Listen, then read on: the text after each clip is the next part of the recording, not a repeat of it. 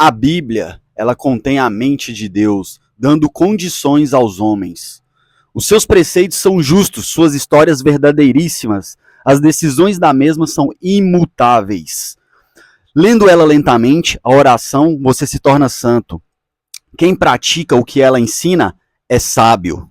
Por quê? Ela contém luz para dirigir o cajado do peregrino, a bússola do piloto, a espada do soldado, remo do navegante. É o guia do cristão. Por ela, o paraíso é restaurado, as portas do céu são abertas e a do inferno descoberta. Porém, o maior tema da Bíblia é Jesus, cujo nome é hebraico é Yahushua HaMashiach. Jesus, ele morreu em uma cruz contendo dois madeiros, por nome. O madeiro maior da cruz chama-se sepatíbulo e o menor que corta chama-se haste transcendental.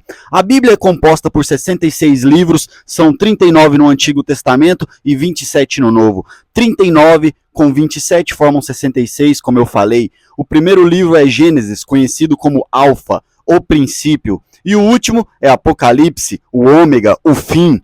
O primeiro é Gênesis, o segundo Êxodo, o terceiro é Levíticos, o quarto Números, o quinto Deuteronômios, formando assim o Pentateuco escrito por Moisés.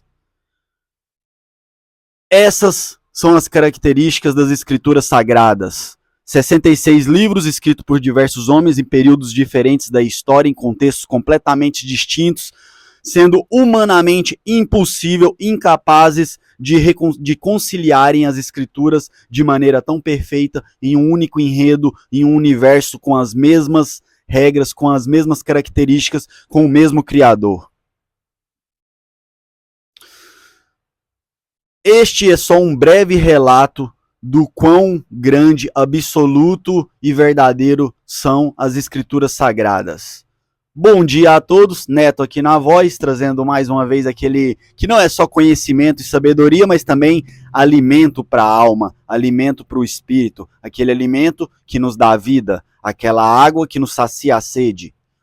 Dada a devida introdução, trago para vocês uma leitura hoje no livro de Jó, do Antigo Testamento, capítulo 38. Sem mais delongas, bora para a leitura. O Senhor desafia Jó. Então, do meio de um redemoinho, o Senhor respondeu a Jó: quem é esse que questiona minha sabedoria com palavras tão ignorantes? Prepare-se como um guerreiro, pois eu lhe farei algumas perguntas e você me responderá. Onde você estava quando eu lancei os alicerces do mundo? Diga-me, já que sabe tanto. Quem é da construção civil aí vai poder dizer que alicerces são as bases, são os fundamentos para levantar uma casa, um edifício. Logo, podemos crer aqueles que creem nas escrituras, tendo elas como sagrada, como manual da vida, que a terra, o reino de Deus, não é um reino vagando pelo espaço vazio, sem base, sem alicerce. Continuando. Quem definiu suas dimensões e estendeu a linha de medir? Vamos, você deve saber. O que sustenta seus alicerces e quem lançou sua pedra angular, enquanto as estrelas da manhã cantavam juntas e os anjos davam gritos de alegria? Percebemos aqui novamente que sim, a terra tem alicerces, ela tem algo que a sustenta e, mais que isso, a medida dela é dada por Deus. E não cabe a nenhum homem dizer o qual seria a medida dela. Muito menos Erastótenes com duas varetas na antiga Grécia. Continuando. Quem estabeleceu os limites do mar, quando do ventre ele brotou? Quando eu o vesti com nuvens e o envolvi em escuridão profunda? Pois a contive atrás das comportas com trancas, para delimitar seus litorais. Disse, daqui não pode passar. Aqui suas ondas orgulhosas devem parar. Você alguma vez deu ordem para que amanhã aparecesse? O fez de amanhecer e fez o amanhecer se levantar no leste? Fez a luz do dia se espalhar até os confins da terra para acabar com a perversidade da noite? Isso Deus questionando a Jó a respeito de em determinado momento, ele questionar as decisões de Deus como se ele tivesse sabedoria do que estivesse passando, e não apenas confiar. Como um filho confia no pai, sabendo que mesmo não compreendendo suas decisões, as decisões do pai são as melhores para o filho. A gente precisa confiar, a gente precisa se espelhar, a gente precisa seguir o exemplo. Questionar? Sim, questionar é válido, mas questionar com, vamos dizer assim, com humildade, não com soberba, não com acusações, não questionar já fazendo um pré-julgamento, mas sim um questionamento sensato, um questionamento lúcido. Continuando. À medida que a luz se aproxima, a terra toma forma, como o barro sob um anel de selar. À medida que a luz se aproxima, a terra toma forma, ou seja, Deus definiu uma forma. A terra não só, o reino de Deus não só tem alicerces como base, como tem uma forma, como o barro amassado pelo anel de selar. Alguns chamam de sinete, mas aquele anel de selar é como se fosse uma prensa na qual você pega por cima da argila do barro e o amassa. Impossível esse formato ser de uma esfera. Fica a dica aí, ó.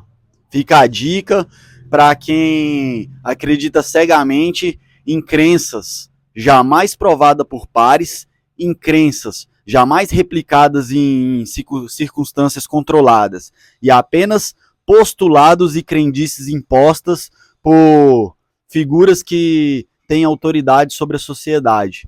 Porque esses que mentem, que levam postulados como verdades absolutas, que levam teorias como verdades absolutas para a sociedade, e a sociedade acaba aceitando, é porque a sociedade, infelizmente, também está contaminada com a mentira, também está contaminada com a moral baixa, então acabam sendo moralmente inferiores a estes líderes que corrompem a verdade desse mundo. Mas é aquilo, né? Entre crença por crença, aquilo que não podemos comprovar, o que você escolhe? Depositar sua fé. Pois eu trago aqui para você centenas de provas que o darwinismo é pura fé. Que o darwinismo, hoje, é até esquisito falar isso, mas hoje eu levantei esse questionamento com a IA, com o chat GPT, e perguntei para ele, tendo em vista tantos pontos de incongruência, tantos pontos de extrema relevância, que são teorias jamais comprovadas dentro do darwinismo, a gente pode pontuar ali 6 ou 7 pontos que são pontos chaves para que a teoria funcione, e esses pontos jamais foram comprovados. Não é necessário um certo nível de fé para crer também na ciência? E aí a inteligência artificial concordou que sim, há diversos pontos que nunca foram comprovados e que em certa medida precisa de fé, e dada em vista, olha o que a IA falou, tendo em vista a complexidade da criação e da organização microatômica, da organização celular, da organização atômica desse universo, é muito mais cabível e muito mais aceito que há uma inteligência superior criadora de todas as coisas do que puramente a aleatoriedade darwinista. Isso é IA falando, mas logicamente ela vem agora trazendo verdades, ela vem trazendo esses questionamentos verdadeiros para que a gente possa aderir a ela, enxergando um certo valor nela, mas não se engane quando futuramente ela disser que essa inteligência superior foram alienígenas, que a gente sabe que também alienígena é um nome dado para o que outra hora foi chamado de anjos e demônios. E isso não é uma frase minha, isso é uma frase de um satanista chamado Aleister Crowley, que disse, ora estes que chamamos de anjos e demônios serão chamados por outros nomes. Mas enfim, a inteligência artificial agora, no momento atual, 2024, também em dezembro de 2024, ela afirmou que a teoria criacionista tem muito mais lógica e sentido nesse universo, como tendo uma inteligência superior por trás, do que a aleatoriedade da teoria darwinista. Teoria por teoria, em que você deposita sua fé. Eu deposito aqui, ó, no que passou pelo crivo do tempo, no que tem diversas, como eu mostrei no início aqui, tem diversas características que se mostram sobre-humanas, acima da capacidade humana, e passou pelo crivo do tempo. A ciência não. A ciência vive caindo no crivo do tempo. Então, fé pela fé, eu vejo diversos cientistas aí agindo por dinheiro, o ser humano tem uma ganância absurda, e eu prefiro acreditar nas escrituras que está numa força sobre-humana. Fé pela fé, em que qual crença você acredita? Até uma porcaria de uma IA já percebeu que, poxa, tem mais fundamento no criacionismo. E você, o que você me diz? Deixa aí nos comentários, deixe seu like, se inscreva no canal, por favor, ative o sininho. E deixa aí um comentário, comenta comigo aí, fala o que você acha, criacionismo, darwinismo, evolucionismo, o que você acha? Viemos do Big Bang, uma explosão gerou organização na matéria? Porque isso eu nunca vi na natureza. Quando explode, geralmente cria caos. Nunca vi uma explosão gerar organização na matéria. Mas diz aí, o que você acha? Continuando aqui a leitura. Como uma veste, seus contornos se mostram. A luz incomoda os perversos e detém o braço levantado para cometer violência. Você explorou as nascentes do mar? Deus perguntando a Jó. Percorreu suas profundezas? Até hoje não percorremos, até hoje mal conhecemos os oceanos. Sabe onde ficam as portas da morte? Viu a porta da escuridão absoluta? Tem ideia da extensão da Terra? Ninguém tem ideia da extensão da Terra, nem a Eratóstenes, nem as medidas que se dizem hoje, porque não sabemos o que tem para além das fronteiras de gelo. Pode ter mais terras, não sabemos a extensão do domo que nos cobre, e a Bíblia é clara sobre o domo, é sólido como vidro, como espelho fundido.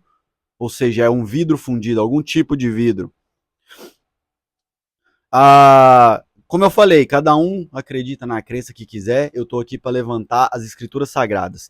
E as escrituras sagradas não só diz que é um sólido como espelho fundido, como é o que segura as águas de cima. Agora é muito interessante a gente ver que aonde há crateras com supostos meteoros, meteoritos que caíram, você nunca encontra um meteoro dentro da cratera. O meteoro está sempre fora em outro lugar, nunca dentro da cratera. E o que a gente encontra dentro dessas crateras são os, eu não vou lembrar agora se é essa palavra exata, acho que é tectitos,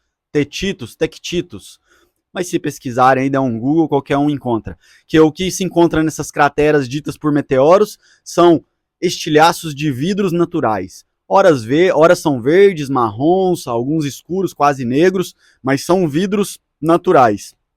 E é interessante a gente ver que a ciência vai explicar o porquê a gente não encontra os meteoros dentro das crateras, porque quando eles vêm pelo espaço, a entrada na atmosfera é intensa e acaba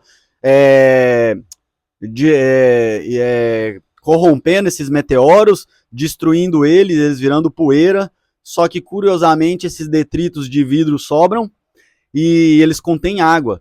E tudo bem os detritos de vidro sobrarem de uma explosão, mas eles conterem água, essa água devia se evaporar. Interessante, né? Falar que contém água no vidro e a única coisa que você encontra em áreas que são devastadas com crateras e não se encontra uma pedra de meteoro. Quer um exemplo disso? Procura aí, dá uma pesquisadinha, não seja preguiçoso. Procura aí, evento de Tunguska, na Rússia. Tem uns anos já isso, tem algumas décadas já isso, mas o evento de Tunguska causou abriu uma circunferência de, se eu não me engano, não sei se era 50 metros quadrados, 50 metros de diâmetro, se eu não me engano, cuja não tem um vestígio de meteoro, e a explicação mais cabível na época foi que foi uma tecnologia não identificada, provavelmente um OVNI, que com a propulsão a jato devastou a vegetação dali. Mas fica aí, ó, alguns, vamos dizer assim, pontos de incongruência dentro do modelo vigente da ciência. Alguns pontos onde os cientificistas depositam muita fé. Continuando aqui a leitura. Não estou dizendo que a ciência como um todo é fé e religião. Estou dizendo que parte dela, premissas essenciais para algumas teorias que a gente leva como verdades absolutas, que estão nos livros didáticos ensinando para as crianças.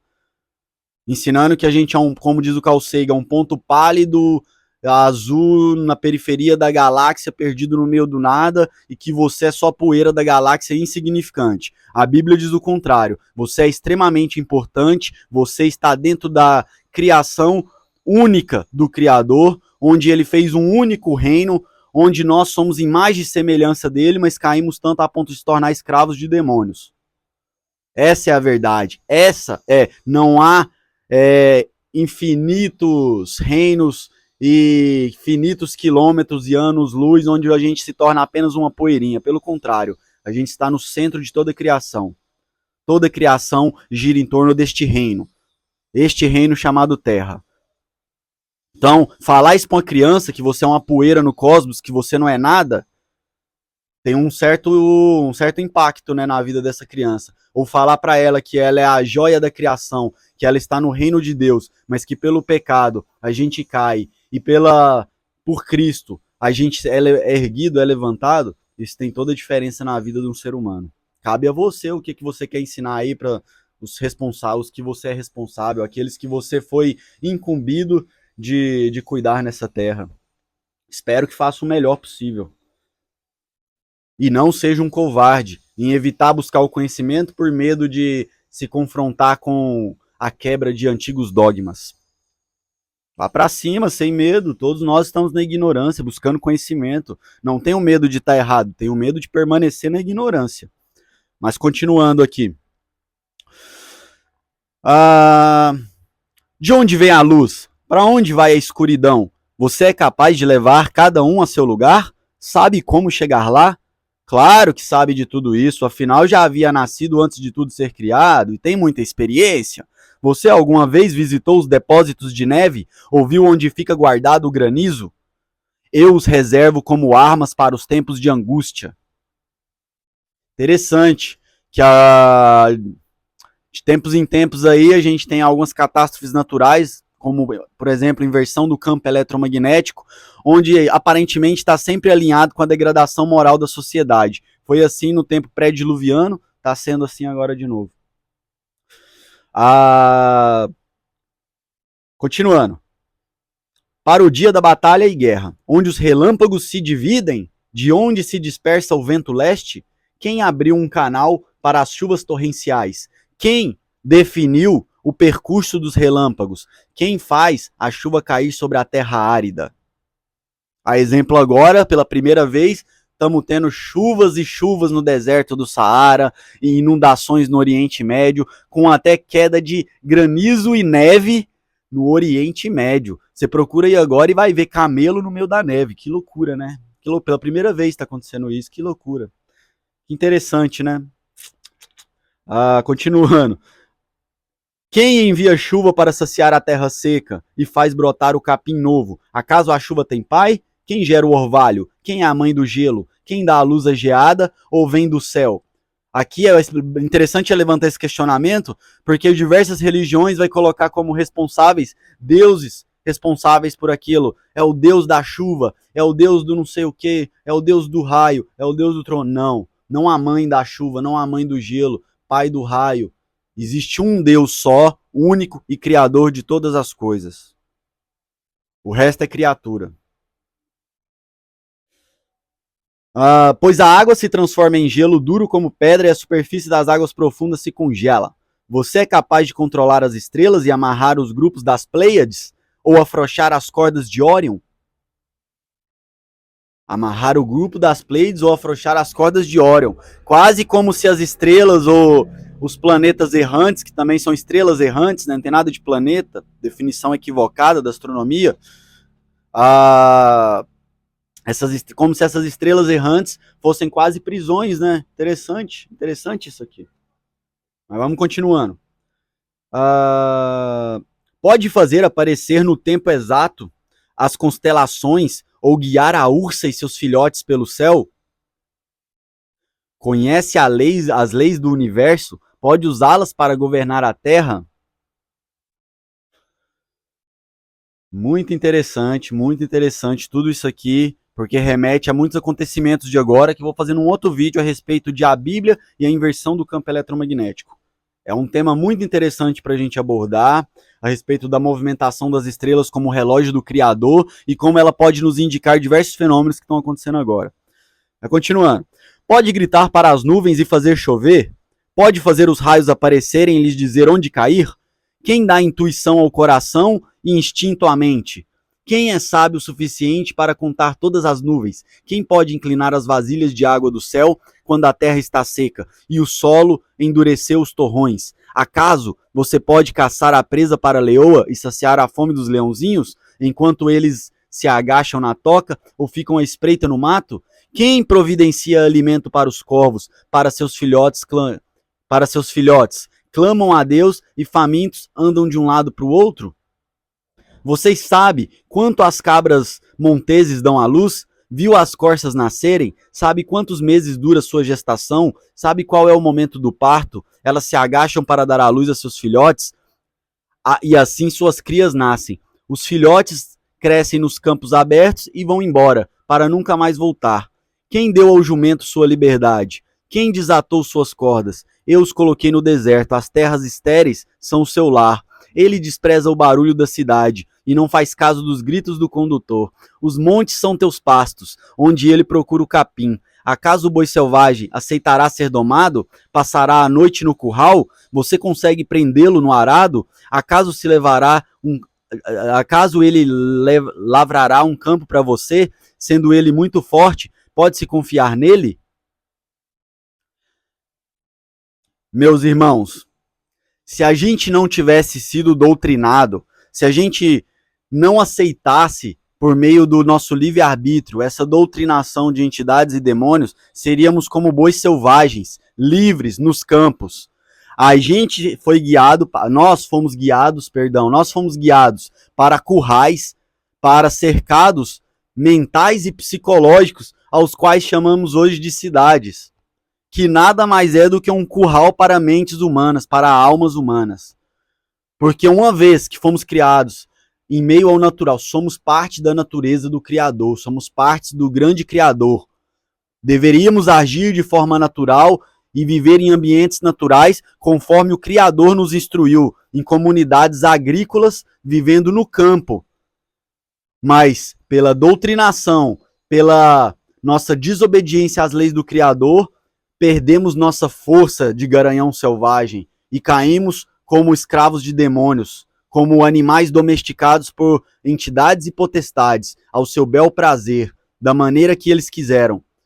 E, logicamente, nos conduziram para a escravidão e servidão deles, de forma que hoje a sociedade foi construída e desenvolvida em prol dessas entidades, que nada tem a ver com o bem-estar do ser humano.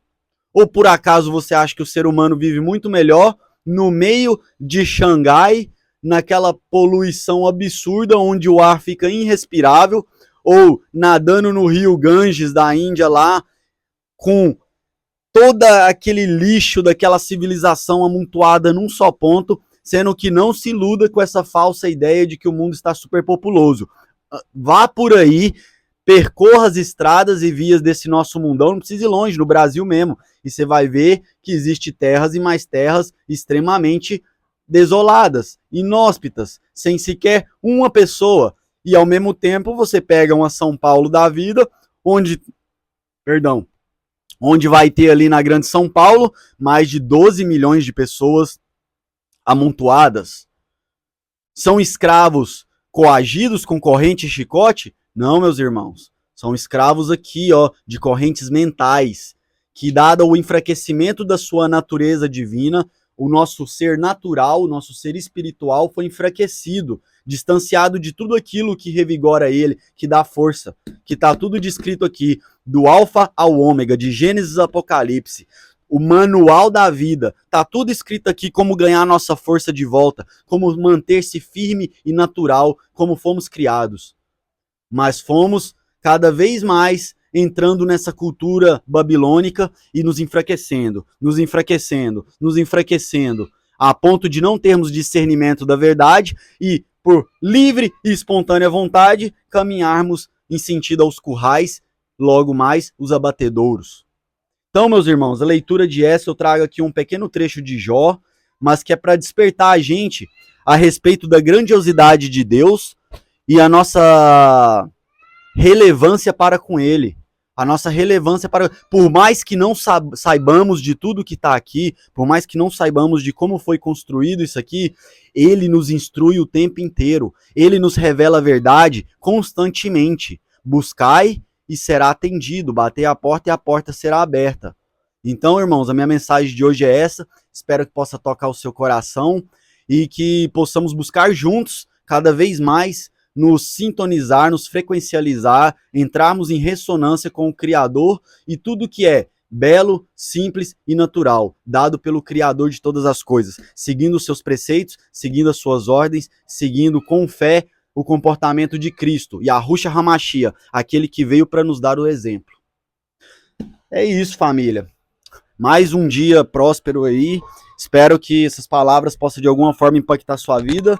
E é aquilo que eu digo sempre. A batalha tá só começando. Tamo junto, é só o começo. Valeu!